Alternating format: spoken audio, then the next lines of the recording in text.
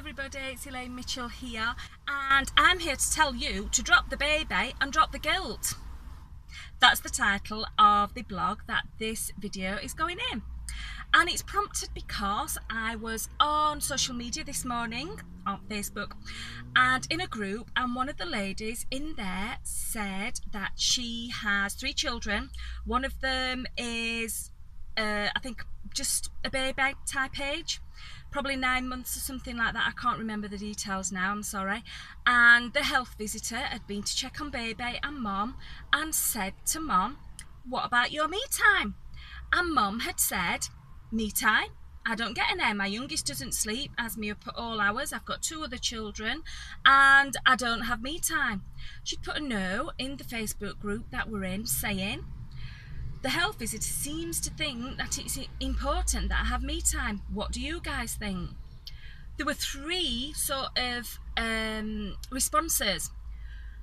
One group were the mums who said, "Totally agree with you, me time. How can you have me time? We've got a house to run, we've got a business to run, some of us work as well, we've got however many kids, none of them sleep, some of them sleep, some won't, some aren't at school. We don't get any me time because when all the kids have gone in bed, that's when I catch up on my housework." And one lady actually put down that her me time was when she slept. No, that's not me time, that's sleep time. I was flabbergasted, but anyway. The other group put down, "Oh yes, we have me time. When my little ones are at school, I will sit down and have a coffee, or I will feel really guilty because I'm not doing my ironing and I've took the dog for a walk."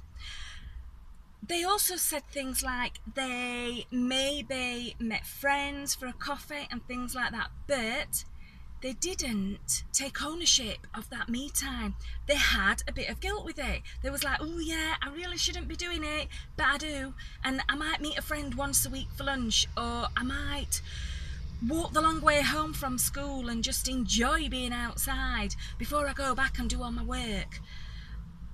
And then the third group was like me, and I messaged and I said, "Yeah, I try. Doesn't always work, but I try to get up between 5:30 and 6 in the morning. I'm like a ninja going down those stairs because Rosie, my youngest, has got the hearing of I don't know what, but if she hears the stairs crack, she'll jump out of bed and she'll be joining me. So I do the stealth walk down the stairs, make the dog stop wagging her tail so she doesn't wake anybody up, and I will either go for a run with the dog, I will do a little bit of yoga, or I will do some meditation and read before I start my day." That is my me time. I don't particularly socialise, not very often, so I don't go out on evenings or anything, but I may well meet a friend for a coffee. But I actually take ownership, and I will acknowledge that that time is mine. I don't have any guilt. I drop the guilt, because for me to be a valuable mother, for me to be a valuable partner, for me to be a valuable daughter, I have to have me time. I have to replenish my stocks, take time out to be myself, and it gives me a bit of more interest in my life than my kids and my job. Because much as I love them, I also want my kids to realise that mom and dad are not just there to be mom and dad. They are human beings in their own right. They have the right to have time on their own. They have the right to replenish their stocks. They have the right to be individuals. Because that way, while I'm doing this, while my kids are still young, they will grow up exactly the same. They will not identify with being a mom as having no life, as having cleaning, washing, cooking, stressing.